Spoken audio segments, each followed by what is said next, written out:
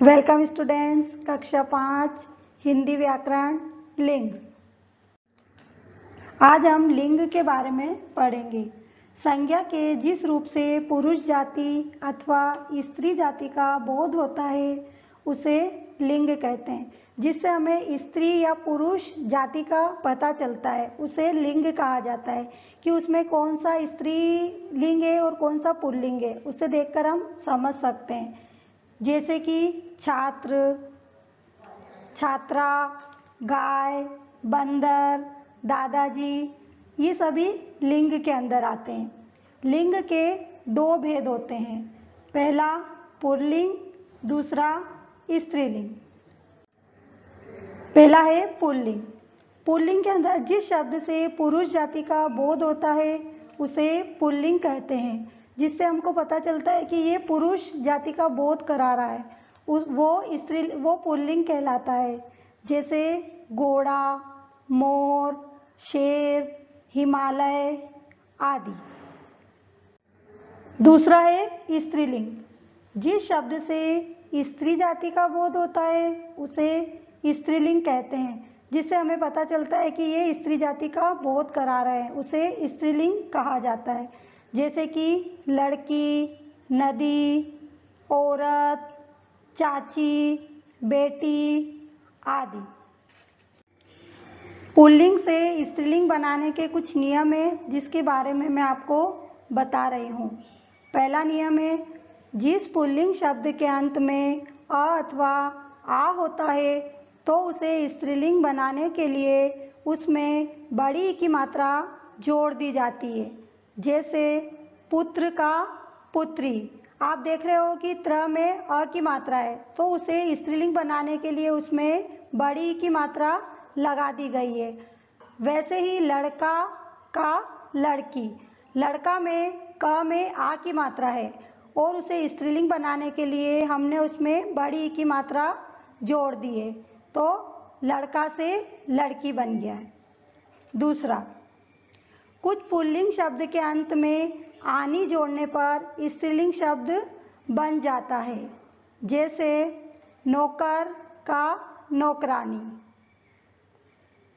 नौकर शब्द में हम आनी जोड़ देंगे तो वो नौकरानी बन जाएगा। सेठ का सेठानी। इसी तरह देवर का देवरानी, जेठ का जेठानी। तीसरा नियम है, कुछ पुल्लिंग शब्द के अंत में नी लगाने पर वह स्त्रीलिंग शब्द बन जाता है। जैसे मोर का मोरनी। मोर के अंत में अगर हम नी लगा देंगे तो वो स्त्रीलिंग शब्द बन जाएगा, मोर से मोरनी। शेर का शेरनी। चौथा, कुछ विशेष शब्दों के पुल्लिंग स्त्रीलिंग एकदम भिन्न होते हैं, अलग होते हैं। जैसे बैल का स्त्रीलिंग होता है गाय, राजा का स्त्रीलिंग होता है रानी, पुरुष का होता है स्त्री। अब हम इससे संबंधित कुछ प्रश्नों को हल करेंगे। प्रश्न नंबर 1, लिंग किसे कहते हैं? हमने शुरू यही पढ़ा है कि लिंग किसे कहते हैं। इसका उत्तर है, संज्ञा के जिस रूप से पुरुष जाति अथवा स्त्री जाति का बोध होता है उसे लिंग कहते हैं। जिससे हमें पुरुष और स्त्री जाति का पता चलता है उसे ही लिंग कहा जाता है।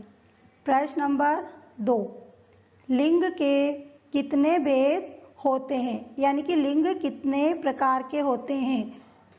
उत्तर है, लिंग के 2 भेद होते हैं, पुल्लिंग और स्त्रीलिंग। जिस शब्द से हमें पुरुष जाति का बोध होता है उसे पुल्लिंग कहते हैं और जिससे हमें स्त्री जाति का बोध होता है उसे स्त्रीलिंग कहते हैं। प्रश्न नंबर 3, नीचे दिए गए शब्दों के लिंग बदलिए। अब जो नियम हमने आपको पढ़ाए हैं उस नियम के अनुसार हमें पुल्लिंग से स्त्रीलिंग बनाना है। जैसे पुत्र का क्या बनेगा?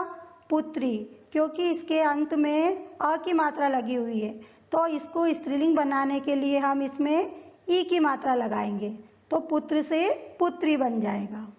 उसी प्रकार मोर में अगर हम अंत में नी लगा देंगे तो वो स्त्रीलिंग शब्द बन जाएगा। मोर से मोरनी।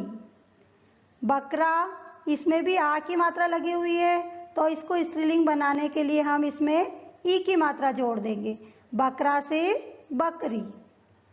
चाचा से चाची, इसमें भी आ की मात्रा है, तो इसके अंत में हम बड़ी ई की मात्रा लगाकर इसको स्त्रीलिंग में बदल देंगे। घोड़ा, इसमें भी आ की मात्रा लगी हुई है, तो इसको स्त्रीलिंग बनाने के लिए इसके अंत में ई की मात्रा जोड़ देंगे। घोड़ा से घोड़ी। बैल से गाय। हमने पढ़े थे कुछ भिन्न शब्द होते हैं जिनका भिन्न अर्थ होता है, जैसे बैल से हमने स्त्रीलिंग बनाया तो गाय। उसी प्रकार राजा से रानी। राजा का भी स्त्रीलिंग शब्द बनता है रानी।